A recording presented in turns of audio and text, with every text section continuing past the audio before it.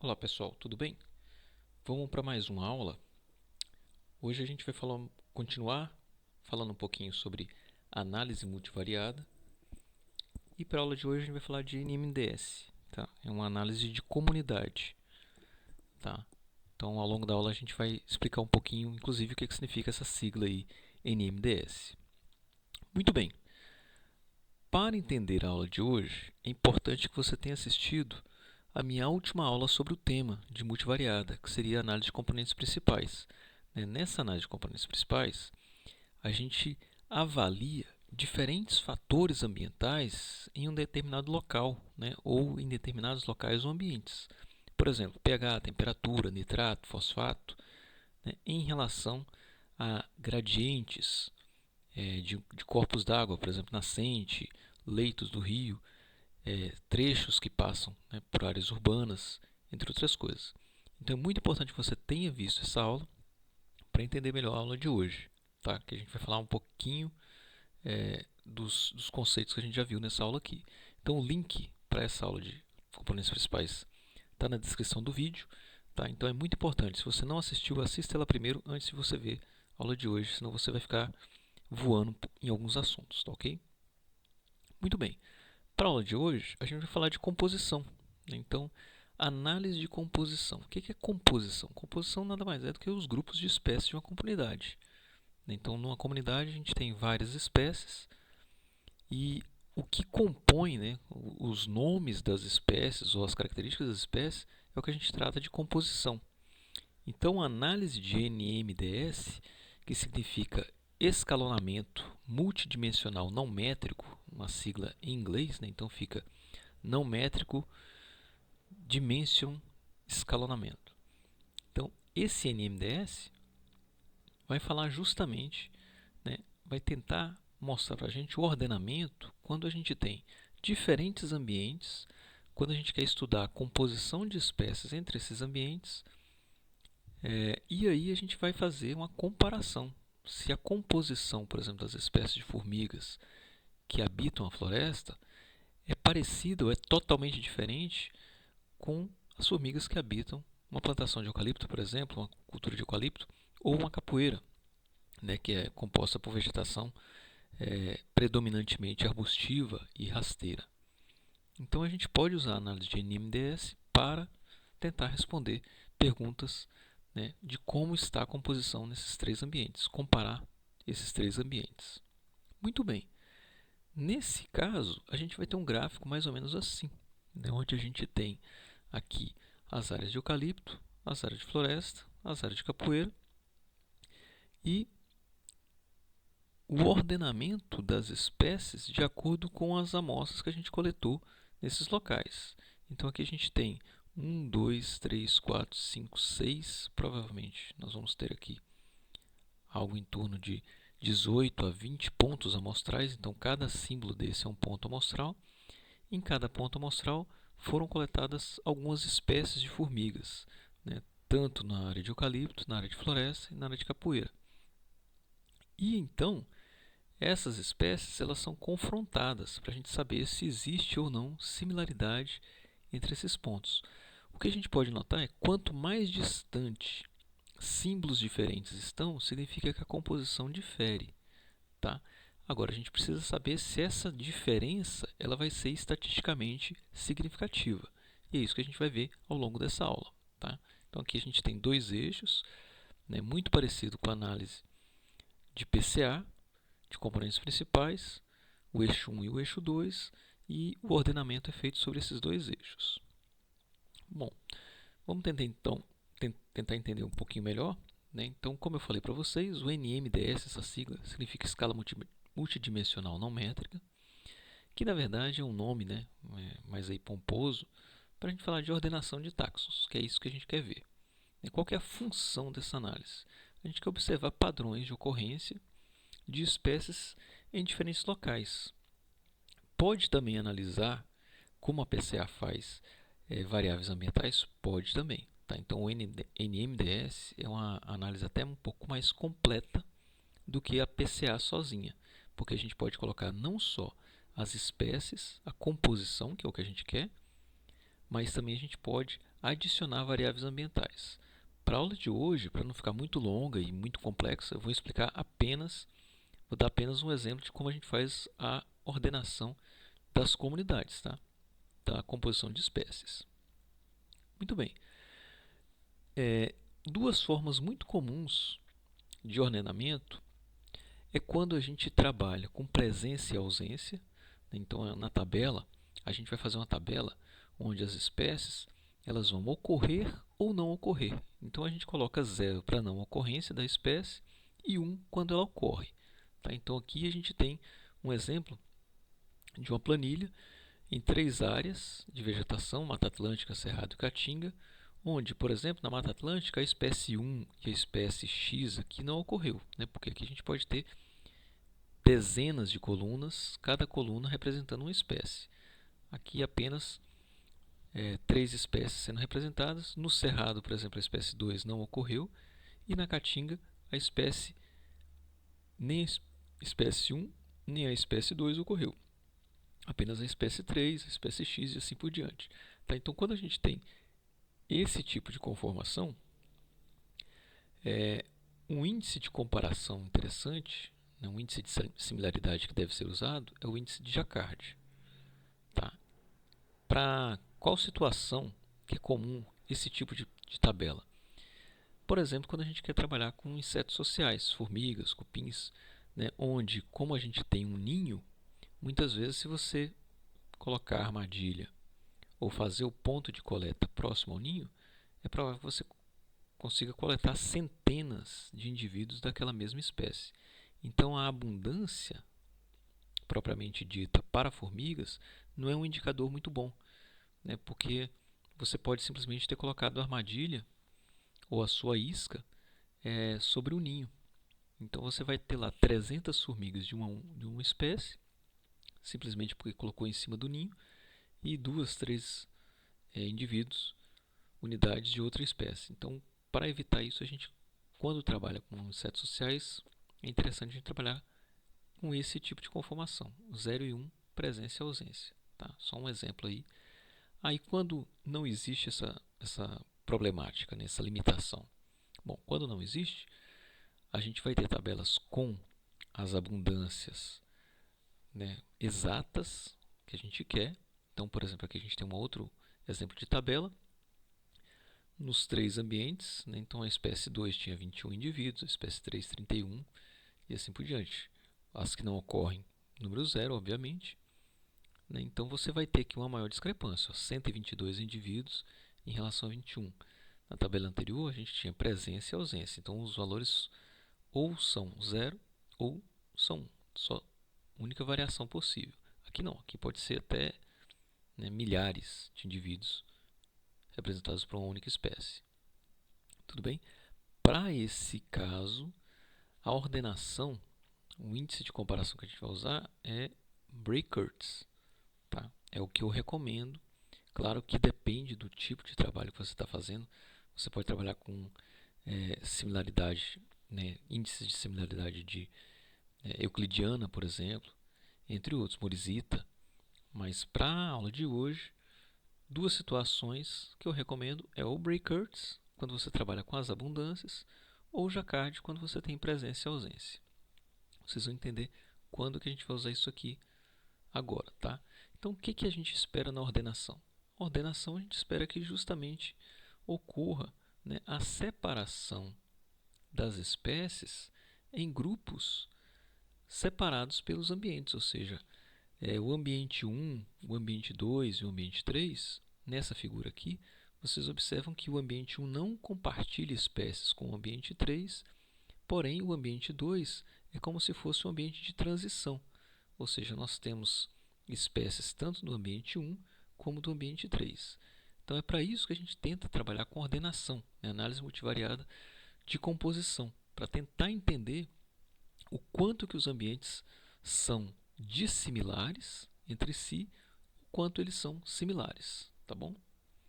Bom, o primeiro exemplo que a gente pode trazer para vocês é: será que as espécies de insetos aquáticos têm alguma afinidade com o substrato, né, ou mesmo com o ambiente em que eles vivem.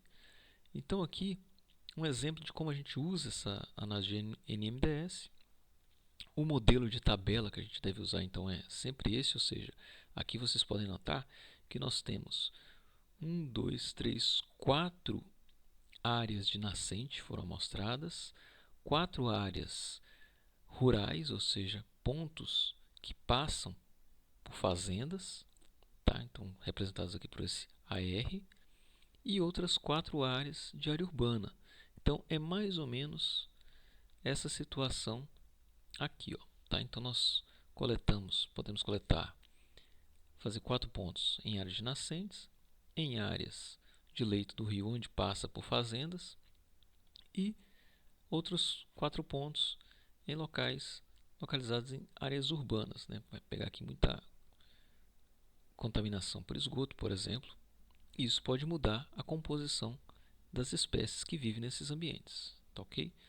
Então um exemplo clássico aqui, o tipo de tabela então é assim, para cada linha a gente tem um ponto amostral e cada coluna aqui representando as espécies. Então fiz um exemplo bem simples, tá? Com apenas 4 espécies para vocês entenderem. E aqui a gente está trabalhando com a abundância total, né? Então não é presença e ausência. Tá? Então aqui a gente tem o número de insetos coletados no total. Bom, como é que a gente vai fazer isso no PAST? Tá? Então a gente vai abrir a planilha, nós vamos colocar o nosso conjunto de dados no PAST conforme o modelo, né? Ou seja, colunas. Então a gente tem a primeira coluna, o local, a gente vai colocar aqui o Gzinho. Esse G a gente seleciona aqui os atributos de coluna e vai colocar aqui grupo. Por quê? Porque a gente está tentando mostrar para o PAST, informar a ele que essa coluna aqui representa os grupos, né? Então, palavras iguais representam o mesmo grupo. Nós também devemos, clicando em All Attributes, mudar esses símbolos. Tá? Então, é muito importante que vocês assistam a aula sobre PCA, as aulas anteriores, para vocês entenderem como coloca isso aqui. Isso aqui é bem simples, é só selecionar aqui, vai abrir uma seleção de opções aqui, você pode escolher os símbolos que você muda. Então é importante que para cada local a gente tenha um símbolo diferente. Então aqui eu coloquei pontos pretos para nascente, quadrados para a área rural e círculos, pontos brancos para áreas urbanas. Tá? Então são nessas duas caixinhas que a gente modifica essas características aqui da tabela. Feito isso, a gente vai então selecionar a nossa tabela, os nossos valores. Vamos aqui clicar em Multivariate. Fazendo isso, nós vamos ter aqui a opção Ordenação. Então, nós vamos seguir essa opção aqui. Tá? Vejam que tem uma setinha. E passando para o outro hall de opções, nós vamos clicar em Non-Metric MDS, NMDS. Tá ok? Fazendo isso, vai abrir uma caixa com um provável resultado. E nessa caixa é que nós vamos ter que escolher qual que é o índice de similaridade que a gente vai querer fazer. Então, como eu falei para vocês, 2 índices de similaridade são aconselhados nesses casos. Tá? Então, se a gente tem tabelas com abundâncias absolutas, então vamos de Bray-Curtis, tá? Que é um índice mais comum nos trabalhos ecológicos. Tá? Então, a gente seleciona aqui Bray-Curtis. Vamos selecionar essas duas caixas aqui, ó, Convex Rules e Group Labels. Esse Group Labels vai mostrar o nome dos grupos, vai rotular eles aqui para a gente. E esse Convex Rules ele vai separar, né, os pontinhos aqui, como está sendo feito aqui nesse exemplo. Tá? Então a gente vai ver claramente os 3 grupos distintos. Tá? Feito isso, tá? Escolhido o índice e selecionadas as caixinhas, a gente manda ele computar. Então esse gráfico aqui ele só vai aparecer depois que a gente apertar esse botão aqui Compute. Tá ok? Feito isso, nós vamos ter então o resultado. Como a gente pode ver nesse resultado, as áreas de nascente e áreas rurais estão mais próximas, né? Os símbolos estão mais próximos, os dois conjuntos estão mais próximos, indicando o quê? Que várias espécies compartilham esses dois locais. Já a área urbana ficou mais distante, indicando que as espécies que foram encontradas nesses pontos não ocorrem com a mesma frequência do que nos pontos de nascente e área rural, né? Sendo até certo ponto compreensível, né? Aqui a gente tem mais poluentes, aqui a gente tem um ambiente mais modificado, mais antropizado, né? Modificação ambiental maior, e isso faz com que algumas espécies sejam mais adaptadas a esse local do que as áreas de nascente ou as áreas que passam por fazendas. Tá ok? Bom, esse é o primeiro ponto da análise, né? Então a gente faz uma análise visual aqui e a gente já vê algumas diferenças. Mas, do ponto de vista estatístico, como é que a gente vai saber se há diferença entre essas três áreas, né? O que diferiu aqui estatisticamente? Será que nascente e área rural também diferem estatisticamente, apesar de estarem mais próximas?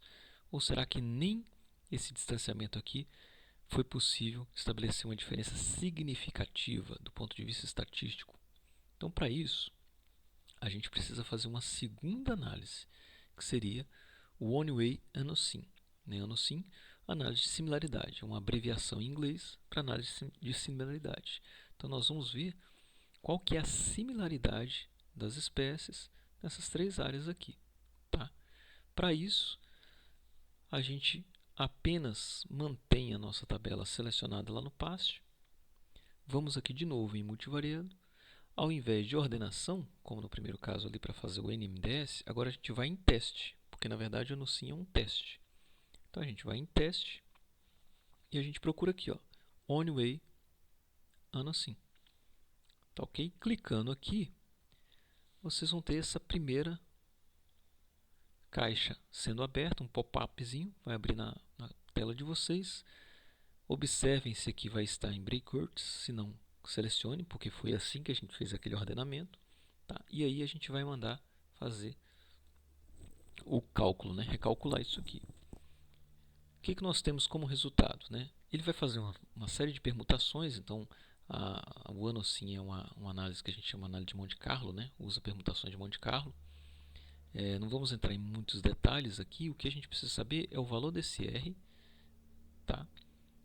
0,4, e o principal, que é o p-valor, né? O valor que vai falar se as áreas são similares ou não. Então, aqui a gente tem um valor de 0,01, que é menor que 0,05, então a gente considera, assume que ao menos uma daquelas três áreas que a gente avaliou difere estatisticamente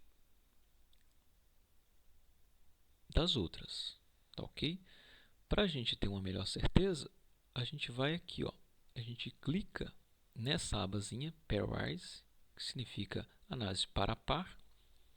Clicando nela, vocês vão ter que, se existe uma mudança de cor nas caixinhas, aqui no caso, né, essa cor salmão, quando a gente vê essa cor salmão, significa que os valores o p-valor é automaticamente menor que 0,05. Em outras palavras, onde tem a cor aqui salmão, significa que existe diferença significativa entre áreas. Então aqui a gente descobre, né, quem que está diferindo de quem. Então, lembrando a nossa legenda, né, nascente, área rural e área urbana. Então, na verdade, nascente contra nascente, obviamente a gente não vai ter valor nenhum. Nascente contra área rural, o p-valor foi maior que 0,05, ou seja, não há diferença significativa. Então, nascente diferiu de área urbana, assim como a área rural. Ó. A única área que está colorida é a área urbana. Em outras palavras, a área urbana foi a única que diferiu em termos de composição das espécies. Em outras palavras, o que a gente pode falar? A gente pode dizer que a composição das espécies na área urbana é diferente. As espécies que estão habitando as amostras da área urbana diferem significativamente das outras duas áreas que nós avaliamos. Tá? Então, realmente, espécies que ocorrem ali nas amostras de água nas cidades não contêm as mesmas espécies, ou pelo menos, né, a maioria das espécies mostra um ordenamento diferente. Então, nós temos aqui composições diferentes para essas três áreas, sendo que a área de nascente e a área rural não teve diferença significativa, ou seja, nós temos espécies em comum aqui ocorrendo. Tá ok? Bom, gente, a análise é essa, tá? Um último exemplo de um trabalho que foi feito recentemente, e eu vou deixar também esse artigo na descrição do vídeo, se vocês quiserem, é sobre se espécies de formigas têm afinidade com o estágio de sucessão florestal. Então, esse trabalho a gente fez na Caatinga. Nós encontramos 44 espécies de formigas de solo. Tá? Fizemos uma análise de variância para ver se existe uma diferença na riqueza. E a gente observou que realmente a área intermediária e a área inicial, que são aí áreas de aproximadamente 3 anos de regeneração florestal, a área intermediária aproximadamente a partir de 8 anos, e a área tardia é uma área que já tem mais de 35 anos de regeneração florestal. Então aqui a gente já tem uma floresta mais madura, uma floresta em estágio secundário, e aqui é quase que uma pastagem abandonada, quase que uma capoeira mesmo. Tá? Então nesse caso a gente observa que existe uma diferença na riqueza da área tardia para as outras duas. E em relação à composição, né, que é o que a gente quer saber, a riqueza difere, mas a composição vai diferir, ou seja, as formigas que habitam a área inicial são as mesmas que habitam a área tardia? Será que há mudança de espécies ao longo da sucessão? Então, como a gente pode observar, né, houve aí uma similaridade de 23 espécies nas três áreas, inicial, intermediário e tardio. Na inicial a gente não teve nenhuma formiga exclusiva. Tá? Nós tivemos 9 espécies de formigas exclusivas na área tardia, apenas uma espécie exclusiva da área intermediária e 23 comuns às três áreas. Fizemos, então isso aí nos dá 52%, né, de similaridade nos três estágios, e aí a gente quer saber se existe diferença na composição. Fazendo o NMDS, a gente obtém esse resultado. Tá? A área tardia realmente ficou mais afastada da área intermediária inicial, e nós fizemos o ANOSIM, e o ANOSIM mostrou que sim, existe uma diferença significativa da tardia em relação às outras duas áreas, assim como a gente viu lá nos insetos aquáticos. Está indicando que realmente a composição de formigas na área tardia ela é diferente da área intermediária e da área inicial. Bom, gente, era isso que eu tinha para falar para vocês sobre análise de similaridade, análise de composição de espécies usando o NMDS e o PAST. Eu espero que vocês tenham gostado, e qualquer dúvida, né, mande mensagens lá nas mensagens do YouTube. E se você gostou, dá um like, tá? Ativa o sininho para você receber notificações de próximos vídeos aí. Um grande abraço, tudo de bom.